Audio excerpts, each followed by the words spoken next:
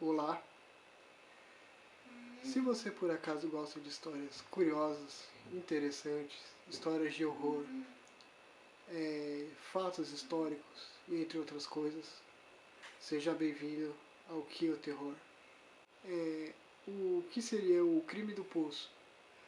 Ele e o Edifício Joelma têm uma pequena ligação que vocês irão entender ao decorrer desse vídeo.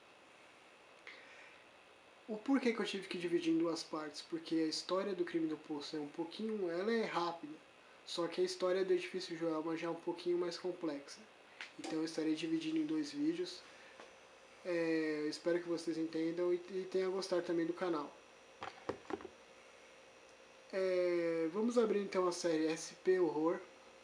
O que a série vai relatar? Histórias assombradas assim de São Paulo. Claro que em breve, assim, se caso venha chegando histórias de outros locais para mim, eu irei também estar fazendo vídeos. Se acaso eu puder estar viajando e visitando esses locais, também vou estar gravando vídeos também. O que seria o Crime do Poço? O Crime do Poço aconteceu em um local na cidade de São Paulo que se situa ali no bairro da República, mais próximo ali na Praça da Bandeira. Mas o que aconteceu antigamente ali? Antes, na época da escravidão, ali havia várias fazendas, vários comércios de escravo, aonde seus feitores faziam o quê? O que ocorria na época da escravidão? Batia, maltratava, matava, estrupava e entre outras coisas com seus escravos. É tanto que durante as obras ali eles encontraram muitos esqueletos de escravos enterrados entre outras coisas. Não apenas de escravo, é claro. Não existe apenas um crime na história. O que acontece? Em 1948, a família Ferreira Camargo, constituída de 4 pessoas, Paulo, Benedita, que é a mãe, e as irmãs Cordélia, que é a irmã caçula, e a irmã mais velha, que era Maria Antonieta, desculpa. O que ocorreu? Paulo era um rapaz recém-formado em Química Orgânica e também era professor. Ele era apaixonado por uma jovem, e essa jovem ela tinha um pequeno probleminha, cujas irmãs e a mãe de Paulo não gostavam. Aparentemente eles eram uma família muito, assim, comum. Tinha lá suas brigas assim, mas na frente de todos era uma família comum para a época, que não despertava nada demais. Tinha uma classe em termos intermediário, o que hoje seria a classe média. Cláudio ele era apaixonado por uma jovem que naquela época ela não era, digamos assim, uma moça de família a mais. O que isso significa? Que ela não era mais virgem. Só que o que? Naquela época, para os costumes, isso representava um grande problema. Por quê? Não é igual hoje que... Hoje em dia se inverteu, né? Hoje em dia chamar uma garota virgem é bem mais complicado.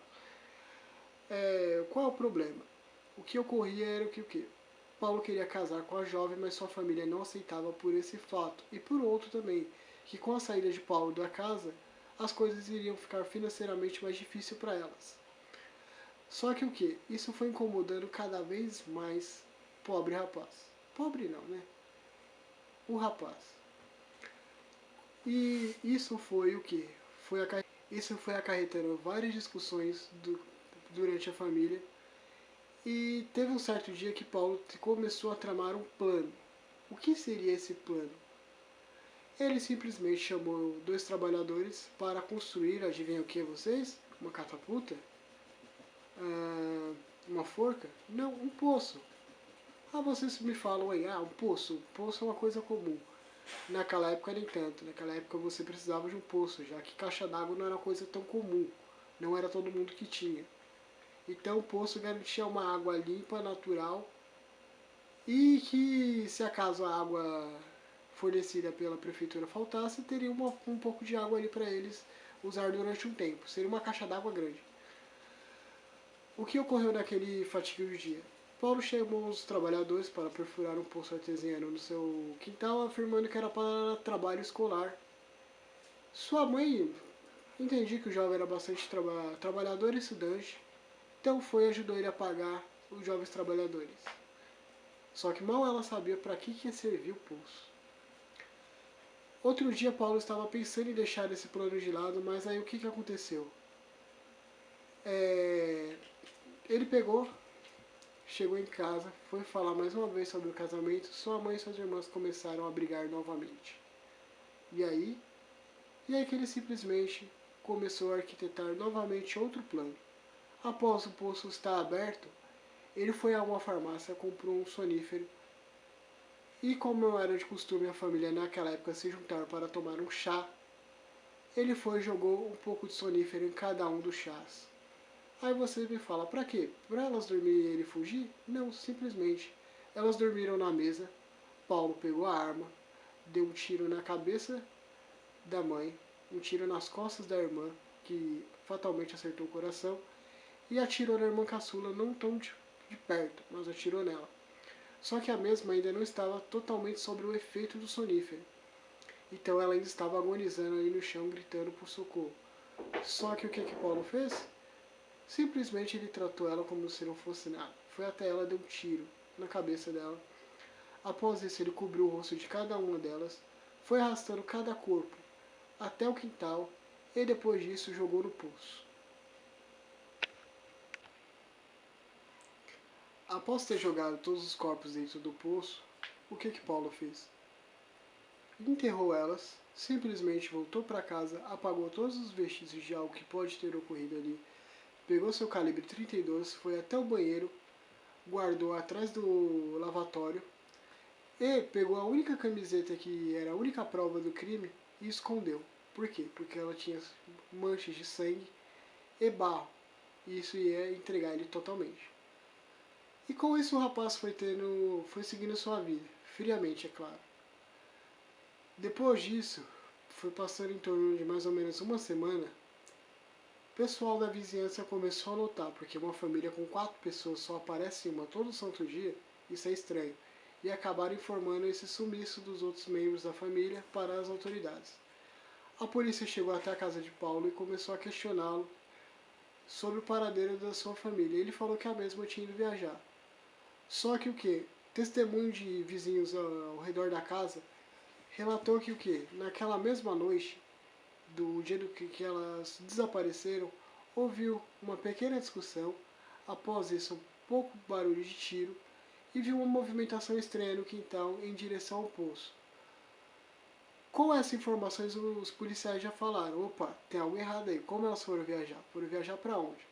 Foram lá, apertaram mais um pouco o Paulo e ele, como já estava com a cabeça, digamos, totalmente atrapalhada, ele foi e ele se entregou. Ele foi, levou levou os policiais até onde estavam os corpos lá no poço. Depois disso começou a chorar, a entrar em desespero.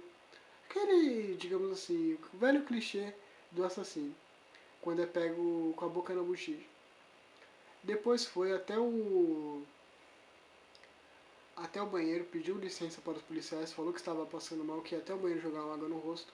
Foi, pegou seu calibre 32, olhou o tambor vagarosamente, contou quantas balas tinha, colocou a arma na cabeça, puxou o gatilho e disparou, acertando sua própria cabeça. E nisso é uma coisa incrível, uma bala de 32 geralmente não vara, mas a bala dele varou do outro lado na parede. Pessoas relatam que Paulo parecia estar possuído naquela época.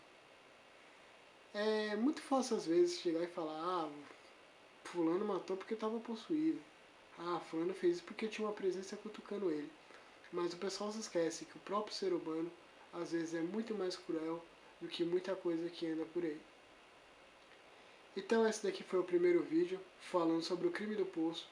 Só lembrando que esse daqui vai ser a série Horror SP. Eu vou estar tentando lançar o do Edifício Joelma talvez amanhã. Amanhã já sai a segunda parte no blog, mas o vídeo eu acho que eu ainda vou ter que lançar, eu acho que talvez depois de amanhã. Por quê? Porque eu vou até o local do Joelma, entrei em contato com o rapaz, ele deixa eu entrar lá dentro, fazer algumas fotos e depois sair. Depois do Edifício Joelma, eu acho que eu vou falar sobre o Andrews e depois sobre o Edifício Martinelli. Como eu já falei sobre o Castelinho da Rua APA, esse por enquanto são os edifícios que eu tenho em mente assim, para estar falando alguma coisa que eu sei que tem bastante conteúdo. Então galera, se você gostou desse vídeo, deixe seu like, não deixe de compartilhar nas redes sociais e, por favor, se inscreva no canal, afinal, assim você saberá quando terá vídeos novos. Também dá uma passadinha lá no blog, não vai ser, digamos assim, todo assunto que eu irei postar lá que terá vídeo. Às vezes eu posso postar alguma coisa curta, mas que seja interessante, então acaba não virando vídeo. Então, muito obrigado, esse aqui eu acho que é o 6º vídeo ou 5º vídeo do canal. Muito obrigado, até o próximo.